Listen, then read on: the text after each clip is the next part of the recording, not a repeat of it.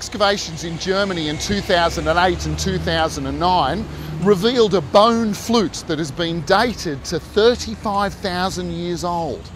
If this is true, then it suggests that art, creativity and music has been part of our human behaviours for longer than agriculture, architecture, indeed most of the things that we associate with civilization. It could therefore be argued that creativity exists on a spectrum of human behaviours somewhere just above eating, hunting, and indeed even creating shelter. This is the case even today, when you get a group of people together at a barbecue, at a pub, at a dinner party, chances are you can take out a mortgage-sized loan to bet money on the fact that music's going to be part of the scheme of things. It could be that it's just quiet music in the background, or that it's so loud that you can't do anything other than dance, or it could be that the music is coming from someone who's had far too much to drink and has suddenly decided that they are the best singer in the room. There is no doubt who the best singer in the room is today, because I am lucky enough to be joined by one of Australia's most talented sopranos, Tanya de Jong. Tanya de Jong, welcome, and thank you so much for allowing me to interview you today. Pleasure. Lovely to be here. Making the time is, of course, something that you seem to be an expert at, because not only do you work with Creativity Australia and work with some of Australia's largest corporates, you also own and operate Music Theatre Australia and get work for Australia's top performers, and you still perform yourself with Potpourri. What on earth do you do in your spare time, Tanya? I don't sleep. That's the key. Really. That's the key? Yeah, it's not a very balanced lifestyle. Now, Tanya, it's no shock as to you being one of the youngest recipients of the Order of Australia Medal, and as a result, there's a couple of things that I'd like to talk to you about today. First of all is your work with Creative Innovation, the conference where you get the leading thinkers from the globe together for 3 days, and it's happening this year in November. Tell me about that. Well, Creative Innovation 2011 brings together 35 of the leading speakers, thinkers, artists, leaders from around Australia and the rest of the world. So we have 8 international speakers this year, which is incredibly exciting. And they range from the incredible Raymond Kurzweil, who's one of the world's leading inventors. He founded the flatbed scanner, the synthesizer, speech-to-text recognition, all these sorts of things, and he's also the founder of the concept of singularity, which basically says that by the year 2045 our human brains will have merged with computers. And we also have Edward de Bono, the founder of the Six Hats creative thinking technique. We have Brendan Boyle, partner at IDEO and an associate professor at Stanford University's D School, which is a design thinking school. We have Paddy Miller, an expert on change and innovation, called the Innovation Architect from Spain. We have Daniel Dennett, one of the world's leading cognitive scientists and philosophers. And we have Tan Le, incredible technology entrepreneur who's invented a headset that reads your mind. Oh my goodness. And who else? Stephen Heppel, Professor Stephen Heppel, incredible education technology guru who talks about education for the future, as well as, you know, Simon McKeon, Australian of the Year, Michael Rennie, the head of McKinsey. It's like, yeah, a who's who. It is an incredible lineup of people under one roof. So it's incredibly exciting.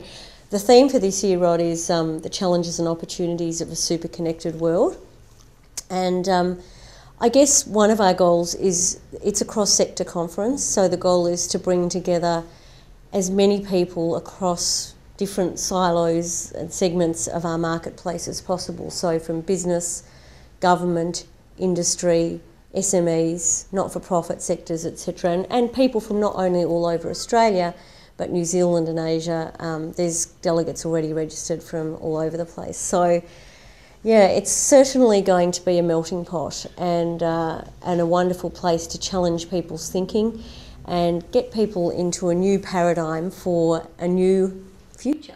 And this is not the first conference that you've run? No. This was the second, third? It's the second conference. So last year we ran a conference and the theme was Imagine If, and we had Edward de Bono, Edward Luttwak, an excellent advisor on defence, Austin Williams, incredible architect from the UK, and many other wonderful people. What were some of the outcomes of that? What were some of the things that you could point to and say it was a fantastic success because? Well, firstly, you know, from a sort of media acclaim perspective, we got a write-up which, you know, I said best conference ever, because the format of the conference is also highly creative. So we have artists and poets and composers and designers and thinkers in residence who really help to break up the way that people think. So usually at a conference there's a lot of talking, of course, and everyone's in a fairly left-brained headspace often, and this is about getting the right side of our brain, our creative, imaginative side going too. But a lot of people who came to the conference gave us feedback that it was a moment in time that they will remember as a turning point. Wow. That it changed their thinking, that they felt inspired to go back to their workplaces as change makers rather than waiting for change to happen. It's that old saying of Gandhi who said, be the change you want to be. Yeah, one of my favourite sayings without a doubt. Yeah. So this is, you know, one of the things about the conference is it does inspire you to take action. And also you do meet an incredible range of people from different, you know, sectors who you would never normally get to meet. So interesting connections happen. The other initiative that I wanted to talk about was the Creativity Australia initiative, and particularly the One Voice choir work that you do. Fantastic work. Could you please tell us a little bit about that?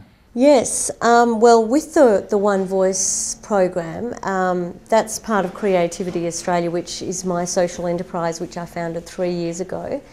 And we bring together executives, employed people, doctors, teachers, lawyers, accountants, retirees, with unemployed people, with migrants, with people who are suffering from some kind of disadvantage. They may have mental or physical health issues, whatever it happens to be. They're marginalised in society in some way and often isolated.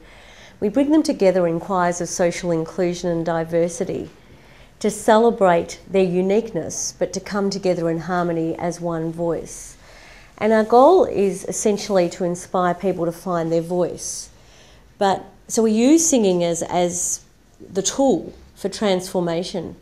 But our goal is far greater than just singing together. Our goal is actually to change people's lives and the way that they think about other people. So that in the choirs, you can be having the crappiest day and you walk in and you see someone who's, you know, an asylum seeker off a boat, or someone who's been searching for a job for 4 years, and you start to realise, gosh, I'm so lucky, you know. And a lot of the corporates in the choirs mentor and help unemployed people with their CVs, help with connections for them to get work experience and jobs. And generally it's a real hub for just well-being and understanding, tolerance and joy, building joy. I mean, singing is a very joyful thing to do. So as soon as you start to sing, your neural pathways do change. Without a doubt, without a doubt. I can remember being lucky enough to see the choir in action recently, I also saw the story of the gentleman from Afghanistan tell his story. So, and there must be, it seemed to me like there was many stories in the choir about that. There's many incredible stories. I mean, the guy from Afghanistan, an asylum seeker, his 5 sisters are in hiding in Pakistan.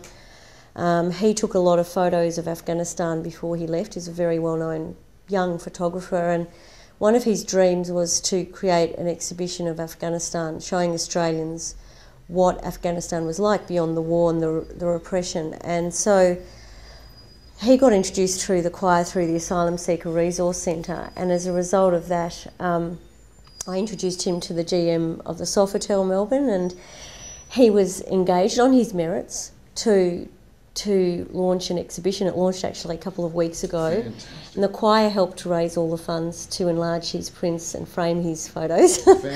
And but there's others, you know, who've been job seekers who've been searching for jobs for 4 years, who we've helped hook up to work.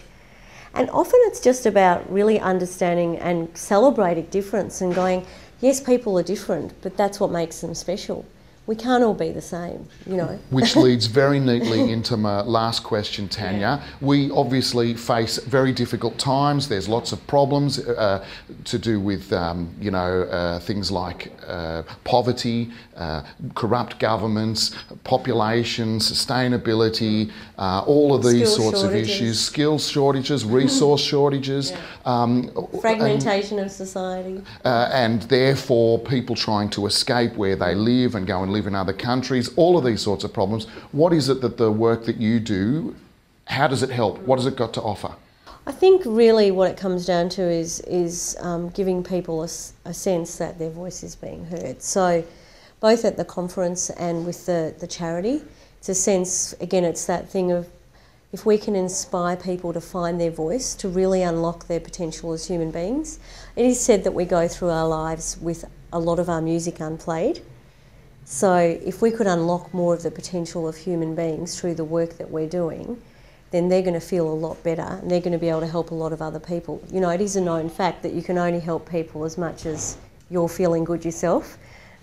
So the more that we can help people to find what they are passionate about and feel that they're making a difference, then they can make a difference to others. Mother Teresa is often quoted as saying, and I think it might be a misattribution, but nonetheless it's a pretty powerful quote, that when I look at the mass, I cannot act, but when I look at the one, I cannot not act.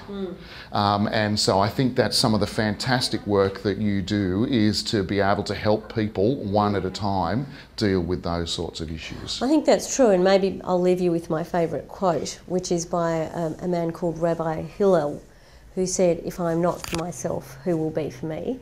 And if I'm only for myself, what am I? And if not now, when?" So I say, go forth and conquer now. Do not wait another day. Tanya de Jong, thank you very much for your time. It's been an absolute pleasure. And once again, thank you very much for your fantastic work. It's a pleasure.